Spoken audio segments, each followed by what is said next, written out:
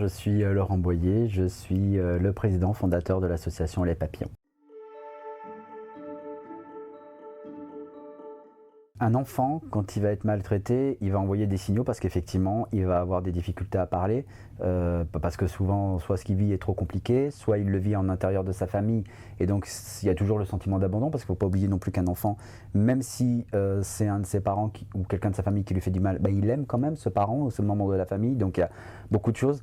Un changement d'habitude doit forcément alerter, quelle que soit l'habitude et quel que soit le changement, même s'il est minime. C'est très basique un enfant, il y a la répétition des choses, donc ça les rassure justement, toute cette répétition. À partir du moment où au milieu de cette routine, au milieu de laquelle l'enfant se construit forcément, eh ben, il y a un changement tout d'un coup, ça doit nous alerter. Tout ce qui est aussi des problèmes par rapport à la nourriture. Les problèmes liés à la nourriture, ça montre soit une trop grosse et trop rapide prise de poids ou inversement une perte de poids. Ça peut aussi montrer qu'un enfant veut plus que son corps puisse être un objet de désir de la personne qui lui fait du mal, notamment en matière de violence sexuelle. Donc soit il va avoir tendance à cacher ce corps sous un surpoids, soit à l'enlaidir avec l'anorexie. Donc tous ces rapports à la nourriture qui tout d'un coup arrivent doivent nous alerter. Des problèmes de sommeil, des problèmes tout d'un coup un enfant qui a tendance à être un peu moins propre qu'il ne l'était auparavant.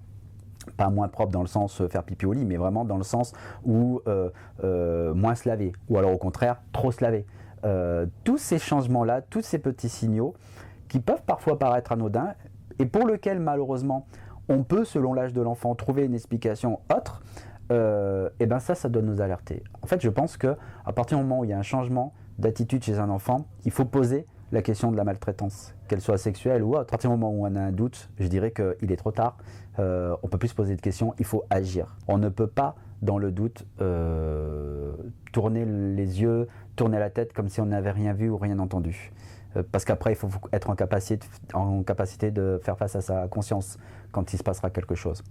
En revanche, c'est compliqué de recueillir soi-même la parole de l'enfant si on n'a pas été formé à le faire. Parce qu'il y a des choses qu'il faut dire et en même temps d'autres qu'il ne faut pas dire lorsqu'un enfant a quelque chose à exprimer. Et puis c'est compliqué aussi parce qu'il ne faut pas orienter ce que l'enfant va dire, il faut vraiment... Donc, pas forcément vouloir soi-même recueillir la parole, mais en tout cas, signaler.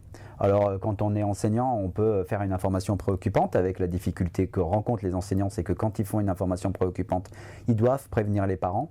Et souvent, lorsqu'ils font une information préoccupante, c'est qu'il se passe quelque chose dans la famille, donc ça se passe mal. Et puis aussi, il y a la peur de mettre l'enfant en danger. Mais en dehors de toutes ces professions-là, qui peuvent justifier une information préoccupante, quand on est un membre de la famille, un voisin, un ami, quand on a un doute, eh ben, il y a le 119. Et si on a du mal à appeler le 119 parce qu'il est malheureusement, je dirais, victime de son succès avec trop d'appels, eh ben, il y a à côté des associations qui sont en capacité de recueillir et qui, elles, feront le nécessaire. Nous, on reçoit tous les jours par la boîte aux lettres virtuelle qui est sur le site internet, on reçoit des témoignages, des personnes qui dénoncent des choses, et ben, nous-mêmes, on fait les informations préoccupantes auprès des CRIP. Donc, quand on est dans le monde du sport, c'est pareil, il y a des associations, il y a nous, il y a les Colosses au pied d'argile. Quand on veut vraiment, il y a toujours un moyen d'agir. Mais la chose qu'il faut se dire, c'est que dans le doute, on ne peut pas rien faire. Il faut agir, il faut appeler 119, contacter les associations.